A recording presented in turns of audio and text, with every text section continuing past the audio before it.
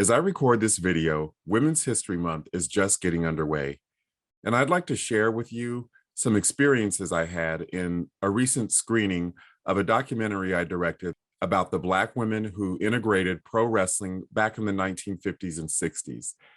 Lady Wrestler, the amazing untold story of African American women in the ring. I screened the documentary at a local library here in my hometown of Columbus, Ohio, which was the birthplace of women's wrestling back in the golden age of the sport in the 1930s through the 1950s. Mainly, what I want to pass along, especially to other filmmakers, is that when you have an event coming up, especially now that we're in these, what we hope is the time when COVID is starting to recede. So when you have an in-person event, you really have to start early in promoting it and getting people to attend. I mean, for that matter, you have to start early in any event, whether it's virtual or in person. And you can't be shy about asking people to participate or attend your event. I mean, it's not like you're asking them for bail money or to give you an organ or something.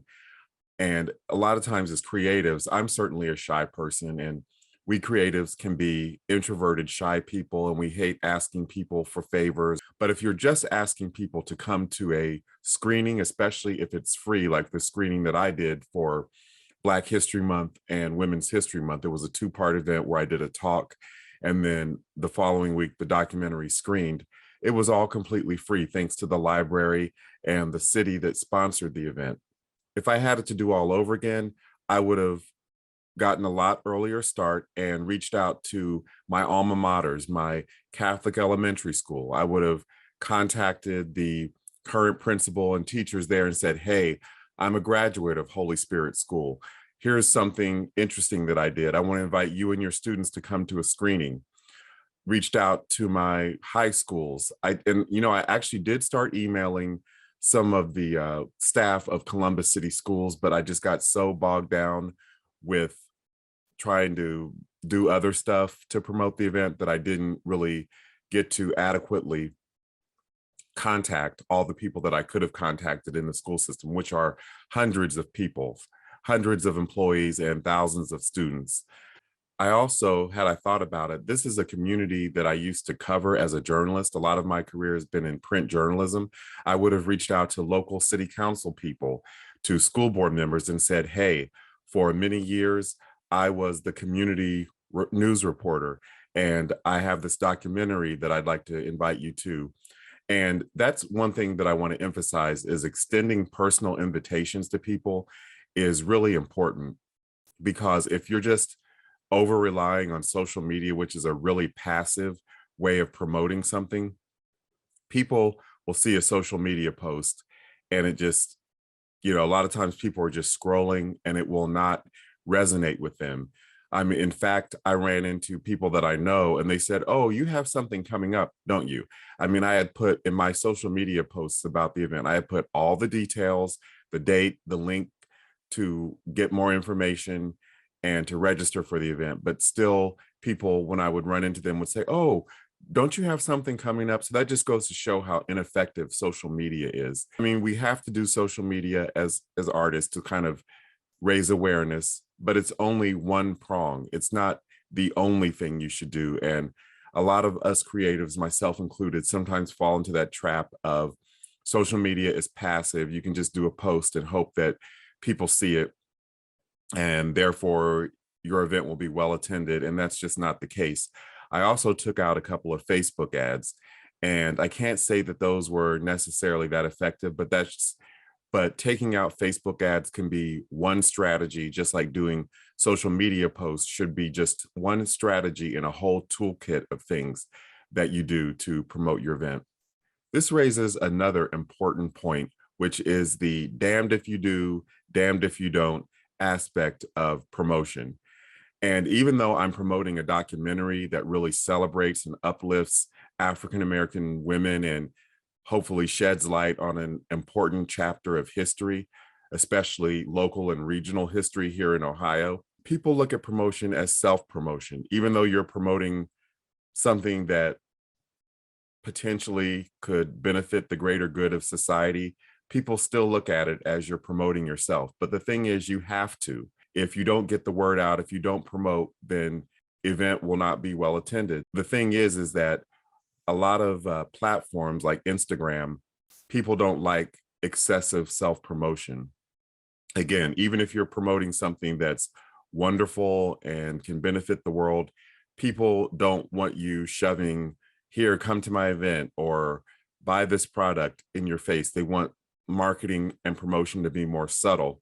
But the thing is, when you have an event coming up, it's really tricky to try to be subtle because, as I said, people will totally miss the details if you're too subtle. So it's like trying to find that tricky balance, which is really, really difficult. And there will be people who unfollow you or who mute you or who just get agitated when they see your promotional posts, but it's something we have to do. Damned if you do, damned if you don't. Another thing that I find effective in getting people to come out to an event is actually taking flyers or postcards around town to different locations, because that way people who aren't on social media or who are not in your immediate circle who may be interested in the subject matter of something like Lady Wrestler, about these historic women and their achievements. You know, a lot of people didn't even know these women existed. Getting the word out involves kind of pounding the pavement. So here's a look at one Saturday when I went out and pounded the pavement to get the word out about the screening. I just got about 30 or 40 flyers printed up at a FedEx office, and I'm going to go drop a flyer off at a local Panera near the library where the movie's going to be shown. Who knows if people who frequent this Panera are like my target audience, but I guess it can't hurt.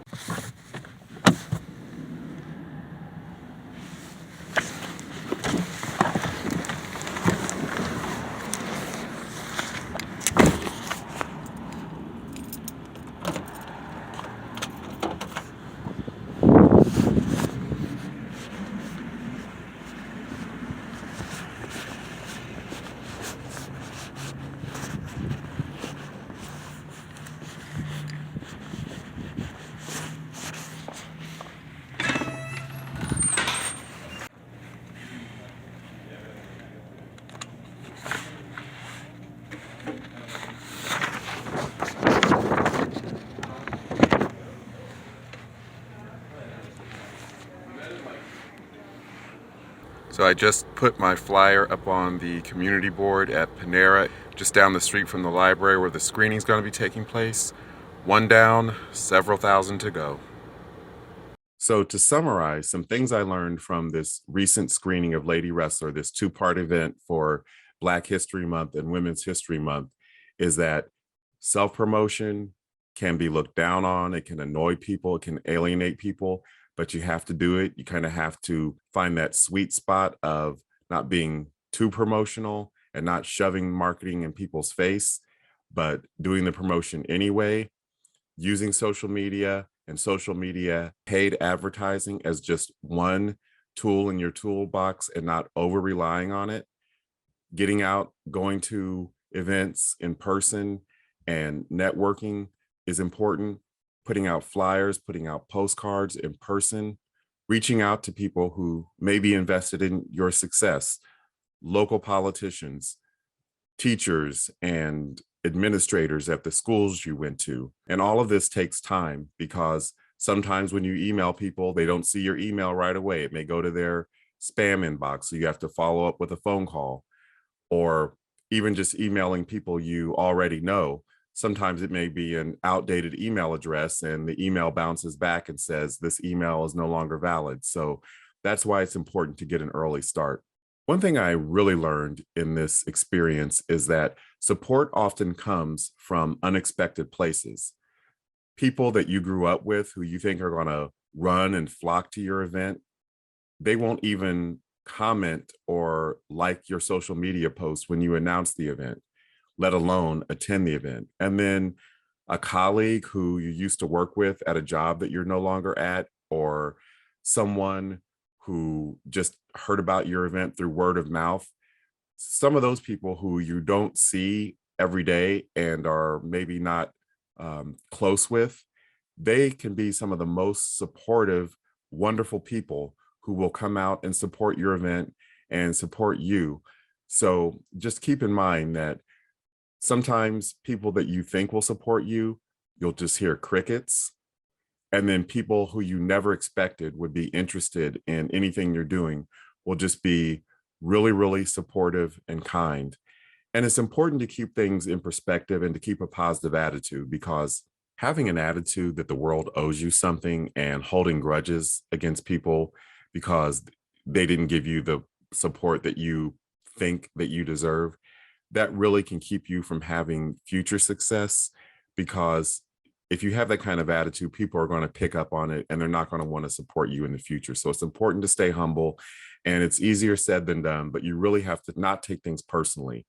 One thing that's really, a couple of things that's really kind of given me comfort as I'm a creative person who juggles multiple projects, books, movies, documentaries, is knowing that I can't control how people respond to the things I make.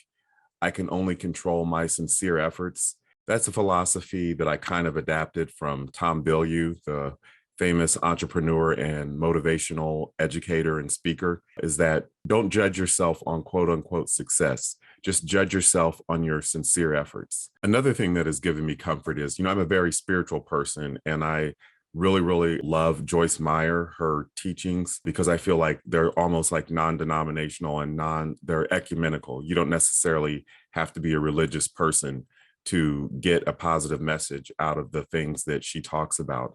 And something that Joyce Meyer said recently, this sort of related to what Tom Bilyeu said, is that God only holds us responsible for what we do. We're only accountable for what we do, not what anybody else does. So if you reach out to someone, if you email or text a friend and they don't respond, that's not about you, that's about them. There's no reason to hold a grudge because you've done your part. So whatever is going on with them, just wish them well and keep moving. And there will be people who seek you out.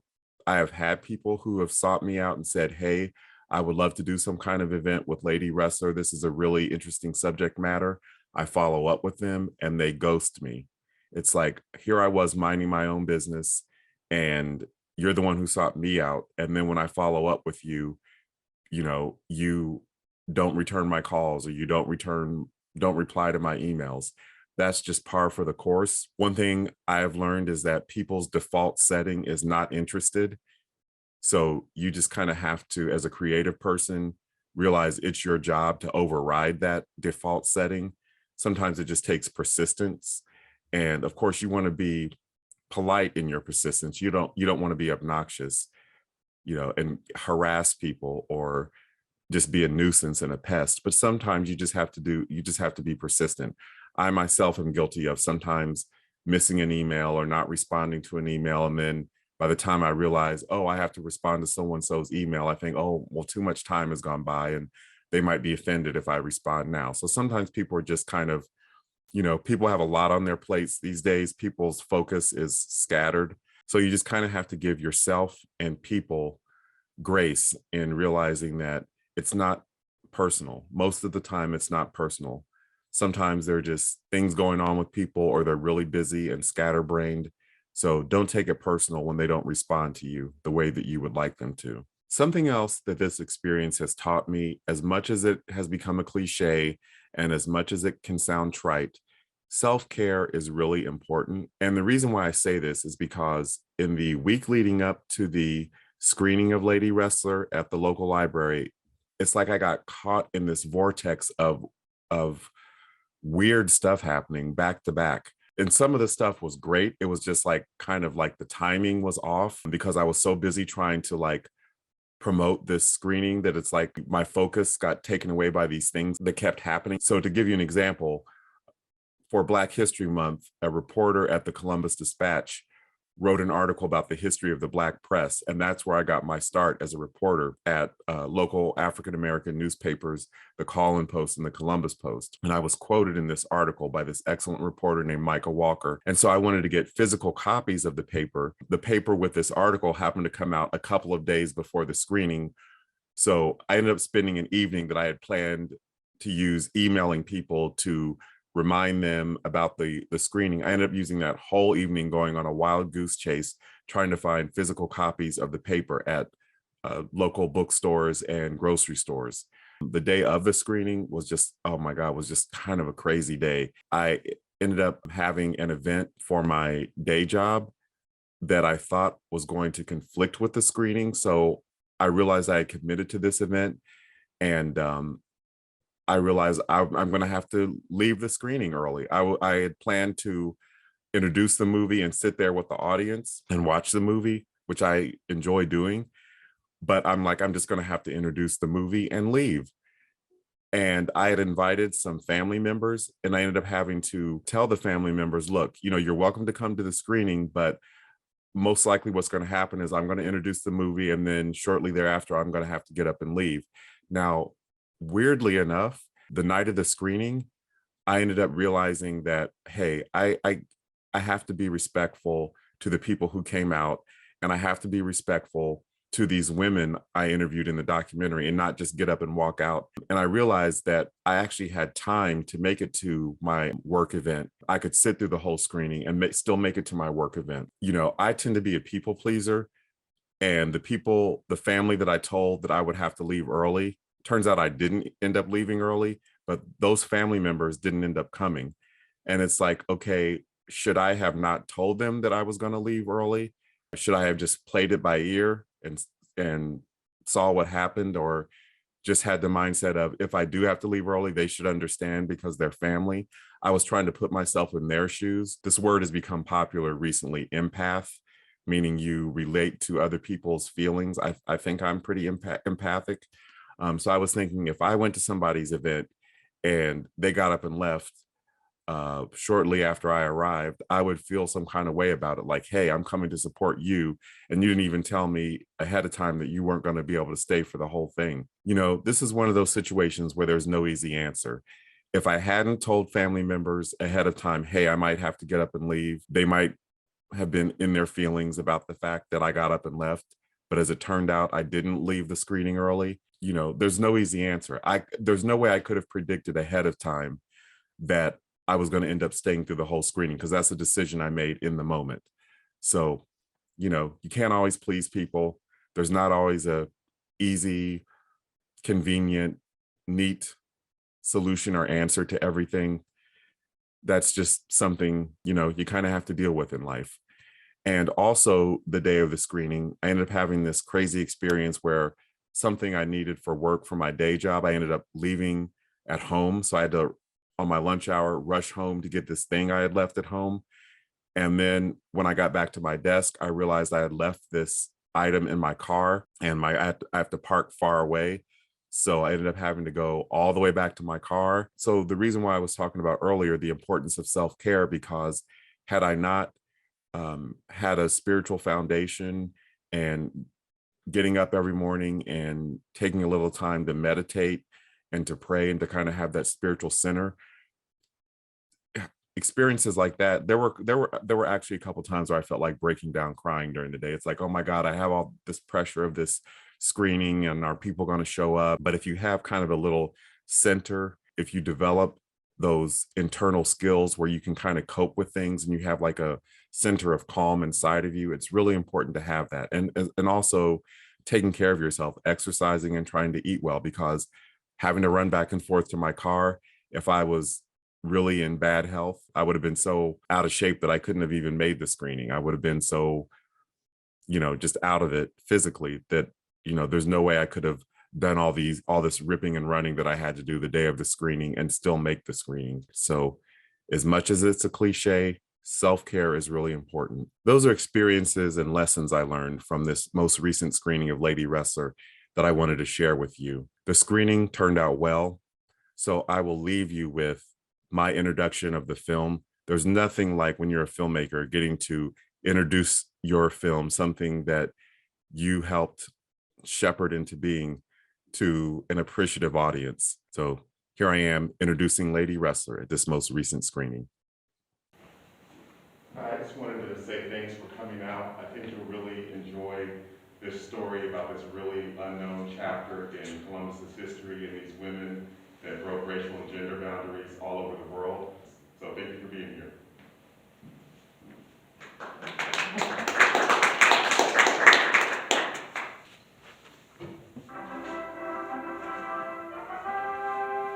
Olympic sprinter Wilma Rudolph Ward is one of the big favorites at the third annual indoor track and field meet in Los Angeles Arena. But what a surprise for Wilma and the fans in the 60-yard final. Her Tennessee State teammate Gene Holmes beats her in 7 seconds flat. If you like this video, please leave a comment, share it, and subscribe to my channel.